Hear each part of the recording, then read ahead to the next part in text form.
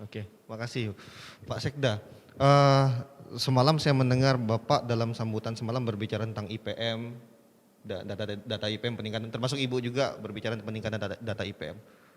Ketika Universitas Katolik ini akan segera terwujud, bagaimana pengaruhnya tentang IPM di Landa, Pak? Yang ada nggak pengaruhnya dan seberapa signifikan sih pengaruh keberadaan pertama sekarang STKIP nanti akan jadi universitas, seberapa signifikan pengaruhnya untuk IPM di Landa? Ya, terima kasih. Angka IPM kita Ibu izin saat ini itu di tahun 2020 kemarin dalam hitungan BPS itu 65,58%. Ya puji Tuhan kita ke-6 Ibu. Ini menunjukkan bahwa di tahun 2019 sampai 2020 terjadi peningkatan sekalipun kecil Ibu, 0,73, tetapi ini dampaknya luar biasa. Dan memang untuk meningkatkan IPM dalam situasi data yang kita pakai di 20 tahun terakhir adalah data BPS yang 10 tahun kemarin, itu tidak mudah untuk, ya bisa pun mudah nanti akan ada penyesuaian data baru di tahun 2024 untuk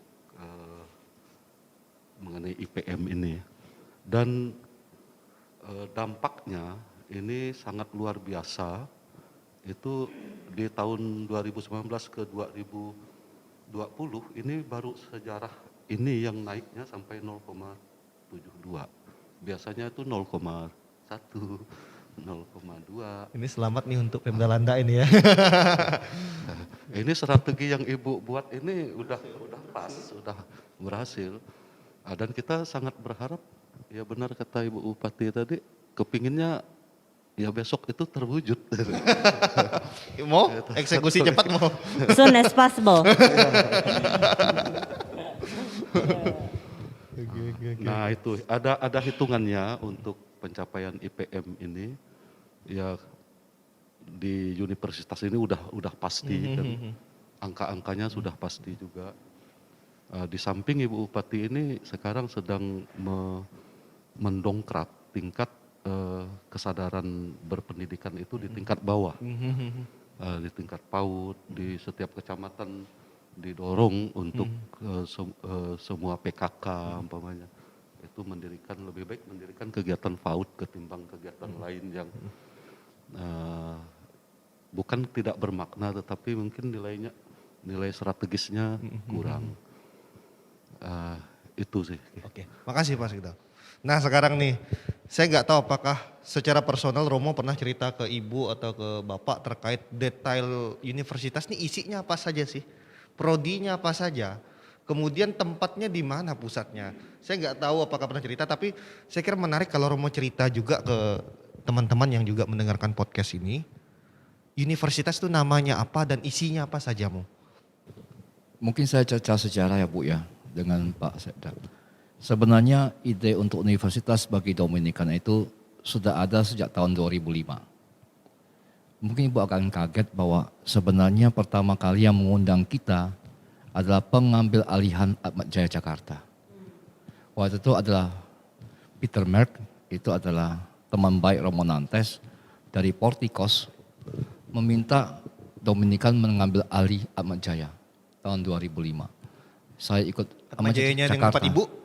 Iya. Oh, oke. Jadi waktu itu saya ke sana, rektornya Ibu, yang Ibu itu siapa? Dokter? Saya ketemu Ibu Dr. Bernadette, pertemuan direktorat. Waktu itu Portikos mengatakan kami akan support dana pengambil alihan dan ada baiknya UST ngambil alih Ahmad Jaya waktu itu. Tapi nggak terjadi. Lalu dalam perkembangannya Pak Hari Chan Silalahi meminta saya mengambil alih satu universitas di Pontianak, tapi saya nggak mau sebut nama. Oh, iya. Itu tidak jadi juga. Lalu ya setelah pertemuan dengan ayahanda Bu Caroline, lalu dengan Pak Adri itu akhirnya kita ke sini. Nah, Universitas Katolik ini sebenarnya cita-cita Bapak Uskup yang kami melihat bahwa ya layak didukung, ya kan. Dan sejalan dengan pemikiran Dominikan juga dalam dunia pendidikan. Jadi awalnya seperti itu sejarahnya. Jadi ketika kita mulai, arahnya memang universitas. Jadi saat ini kita sedang mengajukan teknik logistik, Bu. Teknik logistik itu nanti kita di sini yang ke-6 di Indonesia. Ada 5 di Indonesia, yang ke-6 cuma di sini. Mengapa teknik logistik? Perubahan ibu kota. Karena akan tiba ibu kota di Kalbar. Lalu Kita kedua, siap lebih dulu nih. lalu kedua, saya minta maaf, Ibu lebih tahu lah dengan Bapak lah. Kalau lihat transportasi, barang dan jasa. Apalagi kalau pelabuhan itu jadi mau Bukannya ya. ke pelabuhan, sekarang sebelum pelabuhan itu kan butuh kos ya, nggak seperti Jawa ya. Itu kan perlu analisis yang dalam. Apalagi dengan pelabuhan Kijing ya Bu ya. Iya. Sebenarnya saya pernah ngomong dengan satu pengusaha yang kemarin datang, mengapa tidak membangun di kawasan yang Ibu sediakan, Mandor itu adalah kawasan logistik ya kan. Karena supply-nya, change-nya akan kuat di situ. Dan kalau bisa ada rel kereta api barang sampai ke Ngabang Tok. Nah, sehingga ada bongkar pasang muat ya, kayak gitu. Lebih efisien mau ya. Lebih efisien, menurut saya sampai ke daerah sana ya. Nampaknya dia sudah mengatakan dia ingin venture. Dan orangnya ini serius, saya tahu betul. Bahkan dia mendanai hampir seluruh operasional universitas sekarang dalam perjanjian dengan kami. Itu. Lalu yang kedua adalah agrobisnis. Kenapa agrobisnis? Bukan hanya karena perkebunan. Ketahanan pangan waktu pandemi itu loh Bu. Yang saya lihat itu perlu, maka logistik kita ada satu bukan mata kuliah, ada kuliah mengenai logistik saat pandemi, logistik saat konflik. Dan masalah agribisnisnya tuh ketahanan pangannya itu mengenai pada saat bencana alam segala macam ada di situ. Ya, karena saya melihat ini harus ada. Ya, maka logistik, sistem informasi kenapa? Karena saya pikir bahwa anak-anak kita tuh nggak bodoh loh. Ya ini rencana saya kalau berhasil sebelum saya meninggal, saya ingin membuat satu film. Oh, kemarin Romo ngomong nih. Ya, Mumpung ini ada ibu nih. bukan gila, karena saya tahu bahwa itu bisa. Saya sekarang konsultan satu film yang saya nggak boleh buka mengenai eksorsisme. Dan sutradaranya saya kenal baik, temannya Ibu Regina juga. Saya selalu mengatakan, si Enggang ini sudah terbang tinggi. Enggang kan lambang kita kan. Ini buktinya. Ini, ya kan? Jadi anak-anak kita tuh nggak bodoh. Mengapa kita nggak buat inkubator di sini? Dan kita akan di STKIP ini akan ada inkubator nantinya Bu. Ya, sudah. Inkubator ide-ide kreatif nanti ada di sudah sini. akan ada di sini. Itu yang tadi saya maksud. Ya kan? Tidak sekedar bangunan siswa. No. Mohon maaf Bu pakai mikrofon. Ya bukan cuma sekedar bangunan dan siswa, tapi itu inkubator itulah yang saya maksud tadi. Dari sini semuanya berawal. Kita bisa exercise sesuatu di sini. Betul. Dengan sumber daya yang terbaik ada di sini. Kemudian kita bisa kembangkan menjadi lebih luas gitu ya Romo. Saya percaya karena orang itu sudah ngomong dengan Pak Trio akan membuat inkubator di sini. Bayangkan kalau inkubator tuh jadi semua ide kreatif tuh keluar semua. Dan sebenarnya sejak kemarin saya berpikir mau transfer semua yang di Pontianak ke sini. Kenapa? Karena saya secara energi juga saya nggak mampu lah. Nah, kayak gini. Efisien kalau disediakan satu ya Romo. Cuma kan masalahnya kan saya dengar baru laporan dari Pak Trio bahwa sekarang yang daftar dari mana saya lupa, dari luar dan Landak loh. Oh iya, jadi mahasiswa-mahasiswa kita tuh di STKP itu udah bukan hanya dari Landak, Iya. luar pulau, Oh, ya? Jogja, Sulawesi, Really? Kalimantan Tengah tuh ada ke sini. Nice. Jadi maksudnya data itu unik semenjak 2019-2020. Asal latar belakang mahasiswa kita tuh udah Kelihatan pecah. ya? Kelihatan. Sudah kelihatan dapat dipetakan. Saya tanya sama mereka, dapat info dari mana? Website. Nah itu. Hari gini masih bikin flyer.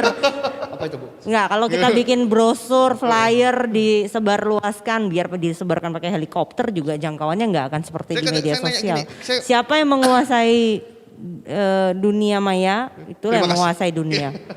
Hari ini mau nggak mau, suka nggak suka gitu. Menarik sekali. Jadi dari luar pulau tuh datang ke sini untuk kuliah.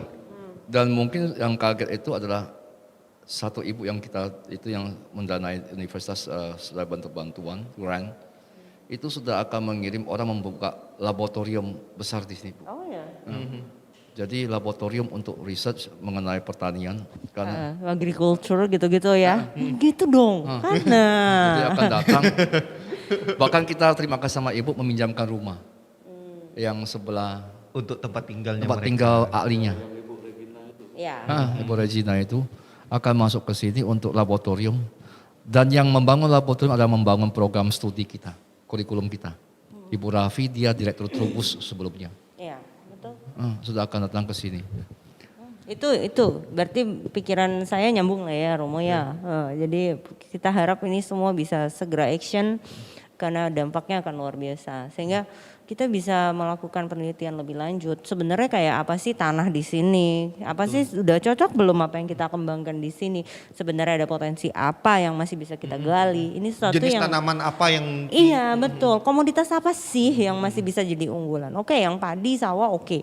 Tapi bukan berarti selesai dong di situ. Bibit yang seperti apa? Pengolahan tanah yang seperti apa? Ini nih yang S2 IPB IPB kan nih. ya. Orang IPB Pasti ini. lebih bisa nyambung gitu. Kalau saya kan cuma melihat hal-hal umumnya saja ya, segambaran besarnya saja. Tapi ya kita sungguh berharap melalui kemitraan yang baik dengan visi dari Pemda Landak dan visi dari yayasan kita bisa bersinergi dengan hasil yang maksimal gitu. Seperti saya katakan saya lagi nggak tahu kenapa tiba-tiba saya pastor, saya bukan seperti ibu bupati yang di politik dan pemerintahan Pak Sekda. Saya kan orang yang berdoa. Feeling saya mengatakan untuk apa di Pontianak? Bisa-bisa saya pindahkan semua ke sini. Kenapa? Karena kalau sudah datang banyak orang ya dari mana-mana, saya kira sudah tidak perlu ke Pontianak lagi.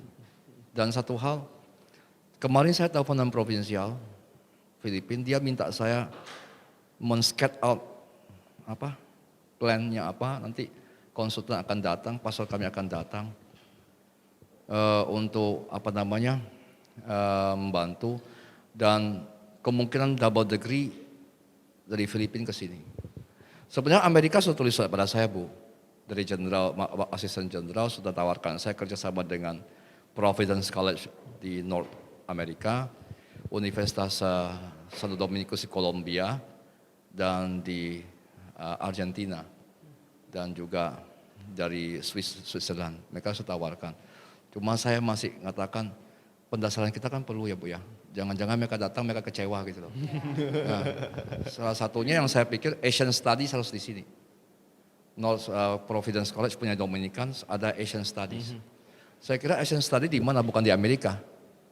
Dan ini loh seperti Ibu ngomong dekat dengan apa namanya? Perbatasan Kucing. Kucing. Asian Studies saya kira cocok di sini ya. Saya sudah, makanya salah satu trip ke Roma nanti saya akan bicara dengan jenderal Dominikan, lalu provinsial akan Zoom bersama. Sebenarnya saya mau juga Pemda ngomong dengan provinsial saya maunya apa. Karena alangkah bagusnya bukan dari saya, tapi misalnya ada sesuatu yang dari saya bisa dapat dari Pemda, satu surat saja kecil.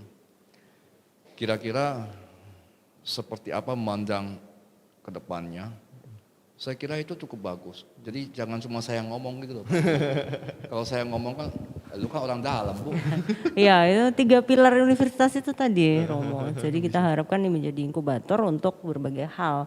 Jadi kalau 3 pilar universitas itu kalau berdasarkan undang-undang yang ada di Indonesia, itu ada berkaitan juga dengan pengabdian kepada masyarakat dan sebagai pusat penelitian. Itu akan menjadi sebuah model yang luar biasa bagi pemerintah daerah dalam merumuskan kebijakan. Penelitian apa? Mau yang saintifik, sosial, ekonomi, semua berbasis penelitian dan data. Sehingga kita bisa punya pengembangan daerah yang lebih terarah dan sesuai dengan kondisi sebenarnya di daerah. Pada saat podcast begini saya mau memohon bantuan Ibu, bukan nohok bagaimana, cuma mohon bantuan cuma kebijakan. Ini kita mahasiswa sudah akan dapat 350 tahun ini. Oh, 350 beasiswa. Jadi yang saya khawatirkan tempat tinggal, Bu. Betul Bu, jadi kami ini keliling, pertanyaan calon mahasiswa datang ke sini. tempat tinggal di mana di Ngabang? Pak Sekda bikin kos-kosan dong. Nah, kita memang punya asrama nih di Rusunawa. Cuman Besar. saya nggak yakin itu mampu menampung anak-anak. Oke. Kita ada 164 Iya loh. benar. Jadi ini peluang bisnis buat orang Landa, masyarakat Landa yang punya aset yang nganggur, silahkan dijadikan Tapi yang kos-kosan penting yang bersih layak. ya. Iya. Yang penting layak bersih jangan Iya, asal-asalan kos-kosan ya. yang layak. Kalau sekarang ini mungkin pada ragu untuk menginvestasikan uangnya untuk membangun kos-kosan bagi mahasiswa, sekarang STKIP Pamanita Lino akan menerima mahasiswa yang jumlahnya akan terus bertambah dari tahun ke tahun. Saatnya bikin kos-kosan ya. Saya tuh selalu ditanyai, Pak tempat tinggal di mana? Dan makannya di mana Bu? Nah, itu. Makannya, jadi bisnis kos-kosan, makanan-makanan yang murah untuk mahasiswa, Iya. sepertinya itu target yang perlu segera Iya. dieksekusi itu menurut saya. Ya, tapi saya yakin sih Romo, namanya pasar itu akan menyesuaikan dengan permintaan. Don't worry. Makanya saya harap juga nanti trickle efeknya itu pasti ada sampai ke ekonomi kita gitu. Oke.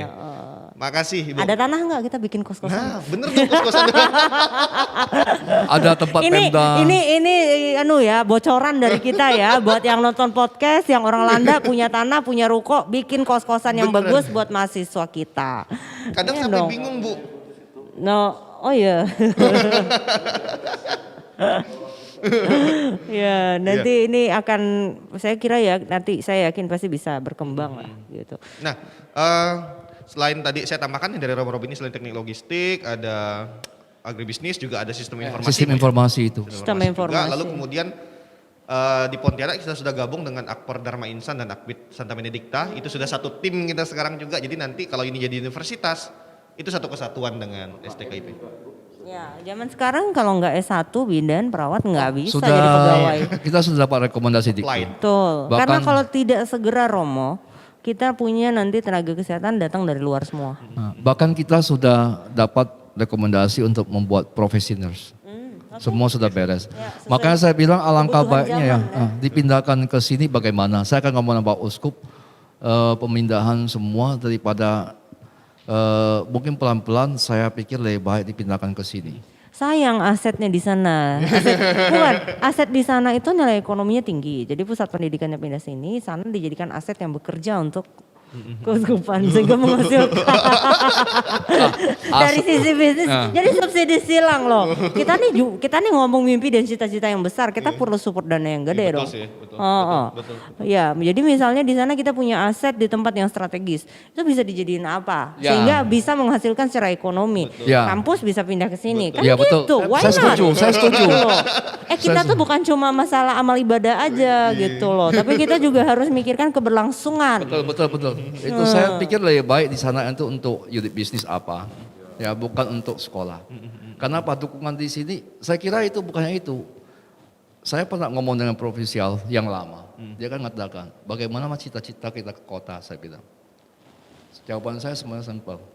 Why not we are the one that building the city? Make the city. Emang gila Bu?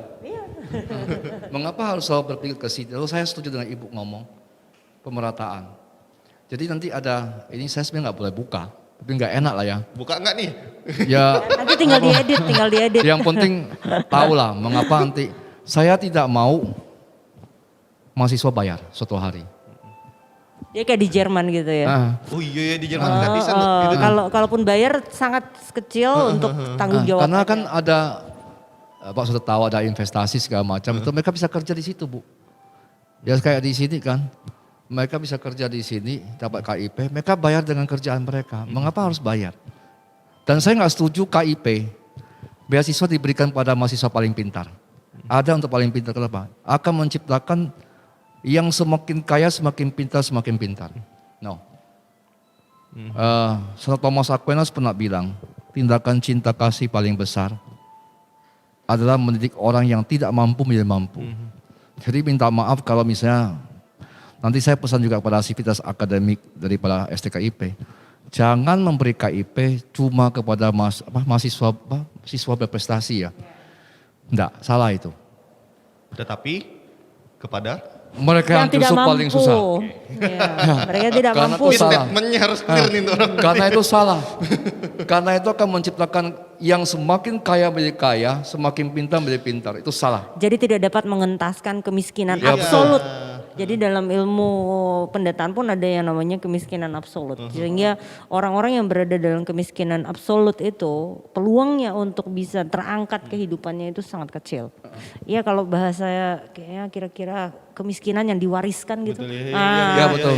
Kita punya warisan bagusnya apa tuh bentuknya harta gitu. Jangan kemiskinan gitu. Jadi cuma 50 orang yang kita Ya. kasih untuk yang berprestasi, semua yang lain bukan Selebihnya yang berprestasi. tidak mampu. Tidak Karena itu mau. adalah tiket mereka untuk merubah hidup dan mengentaskan diri dari kemiskinan absolut. Betul, Tanpa pendidikan tidak mungkin kita bisa mengentaskan kemiskinan. Jadi tidak boleh kecuali 50 yang lain KIP tidak boleh diberikan pada mereka yang prestasi. Maaf ngomong biasanya yang prestasi kan orang yang tidak miskin Bu. Ya. Mohon maaf ya. Ya karena mereka punya akses kan, rata-rata Gizi. ya. Ya. Saya nggak bisa bilang bahwa yang menengah ke bawah nggak punya akses, tapi nggak bisa pintar ya. Tapi maksud saya kebanyakan mereka yang cerdas itu rata-rata punya akses yang bisa menjangkau sumber pengetahuan. Sarana prasarana Betul, yang baik. betul, terus betul. kesempatan. Jadi saya minta sivitas Gizi tidak yang boleh. lebih baik. Ya Betul, gizi, ya betul, gizi itu. betul. Ya pengaruh 30% kecerdasan dipengaruhi oleh gizi. Makanya kita di Pemda Landak juga berusaha bagaimana kita bisa mengentaskan stunting. Ya, kurang gizi kronis itu menyebabkan pertumbuhan otak yang tidak optimal, tidak maksimal. Sehingga gizi memegang peranan yang sangat penting. Kita hanya membenahi universitas tapi kita tidak membenahi mulai dari ibunya hamil. Ibunya melahirkan, anaknya ketika di bawah 5 tahun, anaknya ketika remaja. Maka universitas kita buat pun percuma. Jadi gini, saya minta sivitas akademik tidak boleh setelah 50 itu beasiswa kepada yang prestasi. Diberikan lagi kepada yang prestasi, tidak boleh. Harus berikan pada mereka yang, saya minta maaf kata miskin ya. Bukan maksud saya itu mengecilkan orang. Karena ingat tindakan cinta kasih paling besar adalah mendidik orang yang kurang mampu menjadi mampu. Itu adalah the greatest act of mercy. Tidak boleh. Lalu yang sebelum mungkin akan berakhir, sebelum berakhir saya mau pesan. Saya tahu Ibu Bati masih 1 term. Ya. Saya titip nanti ke depannya bersama dengan Pak Sekda nanti dalam pemerintahan. Tolong bantu kita, bukan soal keuangan ya Bu ya. Sarana umum itu apa? Fasilitas umum. Bukan ya. nanti jalan segala Jalan macam. akses. Ya bukan hanya soal itu Bu, maksudnya tuh kebijakan yang bisa membantu infrastruktur, bukan infrastruktur fisik ya. Saya ngomongnya gimana ya? Gimana Bisa gimana? terjemahkan nih. Gimana? We need what you call it, a kind of infrastructure mindset, lalu yang dari segi kebijakan yang mengarahkan orang untuk ayo sekolah. Oh, kebijakan. Jadi bukan fisik, kebijakan yang membuat orang itu pergi sekolah. Maksudnya penyuluhan di desa itu, tolong Kebijakan bangkitkan gitu. mereka mau sekolah, ya kan? Oke. Jadi Jadi perlu untuk mendorong masyarakat untuk mencapai pendidikan Ya, setinggi-tingginya. ayo sekolah. Mereka punya semangat gitu, punya keinginan, Betul. punya cita-cita. Dan kalau bisa minta tolong misalnya CSR daripada perusahaan itu bukan untuk kita. Tapi pendidikan Perlu set anak-anak. up untuk grant untuk mereka bisa beasiswa. Ya, saya juga panggil orang dari Jakarta, dari Surabaya. Puji Tuhan sekarang terkumpul dalam proses ya. Itu sudah 1 miliar Bu. Jadi anak-anak bisa sebelum masuk KIP kami membiayai dari mereka. Ya, saya pengen umat sekolah, masyarakat sekolah. Dan ini kader kita, seperti Ibu udah ngalami. Ya, tentu Ibu kan sudah di politik, di jabatan. Kita harap setelah kepala daerah sini, kepala daerah, tapi paling cuma 20 tahun kan Bu? Paling 20 tahun kan? Iya. Maksud saya dari segi term kan? Iya. Kecuali ada perubahan undang-undang. Tapi kedepannya kan kita akan berakhir hidup kita. Tapi yang anak-anak ke depan itu, mungkin anak-anak Ibu juga dan yang lain harus menjadi kader yang sungguh-sungguh kuat. Itu yang saya harapkan dan gereja harapkan. Ya, saya tidak mengharapkan banyak. Sebenarnya saya setuju Ibu bahwa ada kemungkinan bahwa sekolah ini besar pasti ada keuntungan ya. Tapi itu bukan yang kami cari sebenarnya. Semua akan dikembalikan, percayalah akan dikembalikan kepada masyarakat. Paling enggak selama saya masih hidup pasti saya akan menveto semua penggunaan uang yang tidak ada artinya. Karena saya mau ini berkembang, ya, ini masyarakat berkembang, kader kita ada, dan itu mungkin yang saya bisa buat sebagai imam. Titipan saya kepada ibu sebagai kepala daerah nantinya, karena saya tahu baru 1 tahun dan masih kader muda kita, saya titip itu aja, bahwa kalau penyuluhan pemerintah ke daerah minta ayo sekolah, termasuk Pak Sekda juga, ayo sekolah dan tidak jembung-jembungnya bahwa memanfaatkan ini KIP ya. Karena banyak yang nggak mau daftar juga Bu, KIP. Kita tuh nyediakan banyak loh Bu, 200-an. Iya. Tidak mau mereka. Pengalaman saya sih mungkin perlu disediakan help desk. Help desk ya. Ya. Jadi sorry ya, karena memang saya jadi bupati beberapa tahun bikin aplikasi banyak, Romo. Aplikasi ini, aplikasi itu, daftar online, aplikasi pelayanan, tapi yang make dikit. Iya. Karena tidak familiar. Nah, Betul, ngerti. jadi kalau perlu disediakan mungkin semacam counter khusus yang membantu pendaftaran. Saya ngerti maksudnya. Oke. Gitu. Mau dibantu, nanti kita koordinasikan. Bisa, Jadi bisa, dia bisa, suruh orangnya tuh walaupun gini, daftar TNI sekarang online, daftar sekolah kedinasan sekarang online. Kita loh menyediakan kantor kita untuk bantu anak-anak itu cuma datang, terus kita yang input. Bisakah nanti Kepala Dinas bantu kita? Bisa, nanti kita bantu. Kalau memang minatnya seolah kurang, nanti saya bantu. Kayak UMKM nih. UMKM kan bantuan UMKM dari pemerintah itu juga harus diupload secara online. Mereka tidak bisa, makanya kita harus siapkan koordinator lagi di kecamatan, koordinator di desa. Seandainya pun online mau, tetap perlu ada orang offline yang membantu. Ya, even itu online, di kota mungkin mereka bisa daftar sendiri, tapi kalau di sini Perlu orang offline. harus ada help desk. Sediakan tempat mereka bisa datang bertanya dan dibantu. Kenapa saya ngomong gitu? Ibu kan ketua pemuda Katolik kan saya. Ya, Jadi itu maaf ngomong bukan berarti sektarian, ini kan dari gereja kan. ya. Saya sebagai imam tidak punya kepentingan apa. Saya nggak mau menjadi bupati Bu. Dan saya tidak pernah akan mau. Dan saya tidak pernah akan mau. Apapun juga saya merasa sudah bahagia jadi imam. Jadi sorry, saya tidak punya ambisi yang apapun juga. Saya mohon kader, ini kan saya masih menganggap ini muda. Ya, saya lebih tua tukang saya. Muda itu sampai 60 tahun. Sampai 60 loh. Muda itu. Iya, WHO. WHO bilang 60. Saya titip ini semua. Let's roll on. Saya nggak punya kepentingan apa. Kemarin saya akan ngomong bahwa saya at peace di sini. Ya, I love this place. Ya, bahkan saya sangat mencintai tempat ini setelah sekian lama di sini. Bahkan saya akan mengusulkan kepada Bapak Uskup, kita pindah ke sini saja. Karena de facto banyak yang sudah datang. Ya. Saya titip kepada Ibu dan Bapak, ketika roh berhembus ke sini, kita ikut saja. Itu pesan saya. Nih, Baik. sebelum closing statement, Ya. saya tuh buka pertanyaan di mahasiswa. Ada banyak, cuman karena hanya kesempatan satu pertanyaan aja nih. Mahasiswa tuh banyak protes ke saya, Pak, Ibu Romo. Kapan kuliah tatap muka? Oh, Mereka iya. bosan kuliah online. Nah, mayoritas pertanyaan tuh ke saya kayak gitu tuh. Karena mereka nguping berita-berita dari kementerian. Lah kementerian kok kayaknya kasih lampu hijau nih. Kapan kita kuliah tatap muka? Gimana Ibu nanggapinya nih?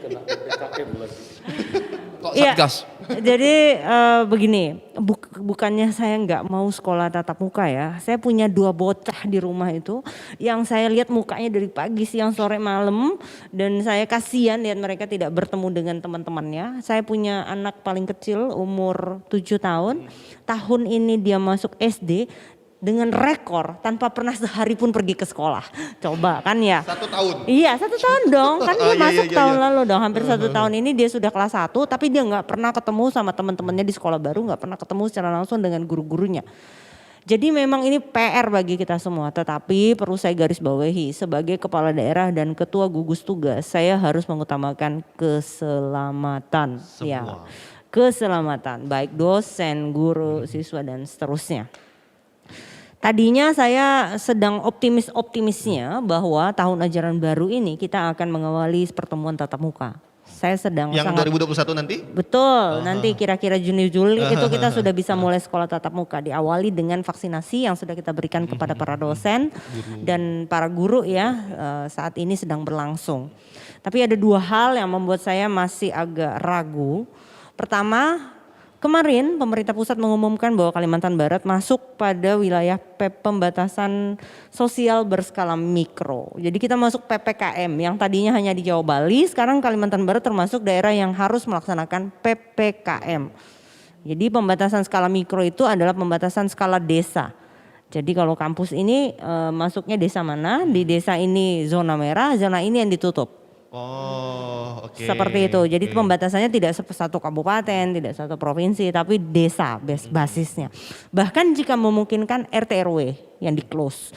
Jadi misalnya desa Hilir Tengah, RT berapa, itu zona merah, close zona itu. Tapi yang lainnya seperti biasa gitu.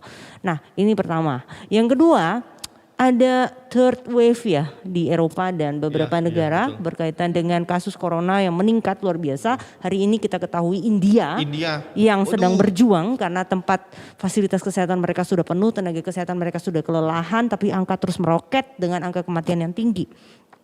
Adanya third wave ini, gelombang corona yang ketiga ini menyebabkan juga negara-negara Eropa ada beberapa yang mulai tutup kembali, yang tadinya sudah mulai buka.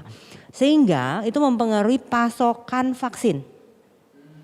Ya, ditambah lagi dengan dihentikannya produksi beberapa merek vaksin dan beberapa penelitian vaksin termasuk Johnson & Johnson, AstraZeneca dan seterusnya. Nah, ini akan mempengaruhi jumlah vaksin yang akan datang ke Indonesia. Kemungkinan Indonesia akan kehilangan 10 juta vaksin yang akan dipesan, yang sudah dipesan oleh pemerintah Indonesia kepada pabrik. 10 juta akan dialihkan kepada negara-negara yang saat ini sedang menghadapi third wave. 10 juta itu banyak loh. Ya. Oleh karena itu kemungkinan vaksinasi agak sedikit terhambat beberapa bulan ke depan. Sehingga rencana tatap muka yang saya dengan riang gembira dan optimis kira-kira awal tahun pelajaran itu sudah bisa tatap muka. Mungkin saya harus agak sedikit menahan diri juga, tapi saya tetap berharap yang terbaik. Mudah-mudahan nanti bisa segera kita buka. Dan yang jelas kalau tatap muka itu dimulai, kita akan mulai dari perguruan tinggi dulu. Setelah itu SMA dan seterusnya. Kita bisa mulai. It's okay. Saya belum bisa jawab karena Menteri Kesehatan aja belum bisa jawab.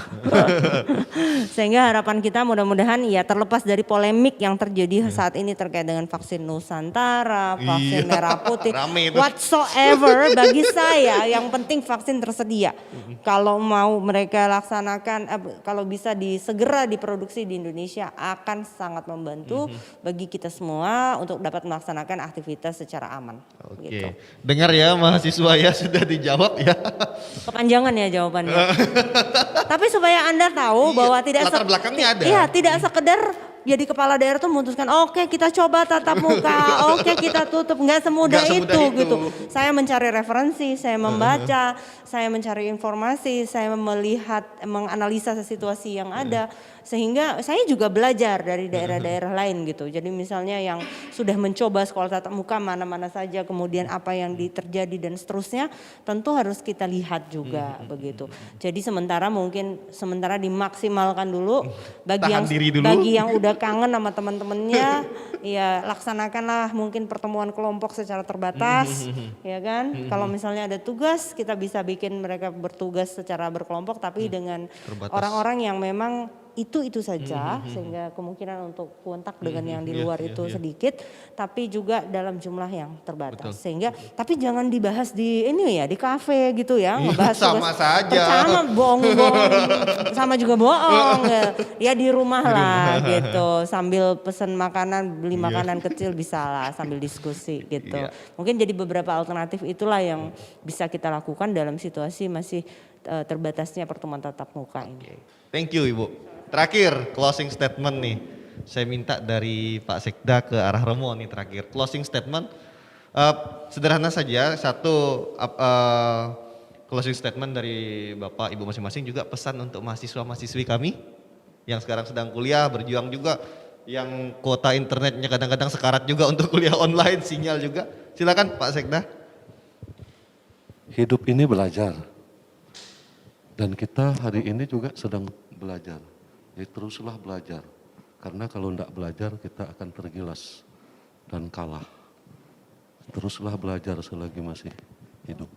Capek Pak Sekda belajar mulu ya. Aduh, emang Terima kasih banyak Pak Sekda.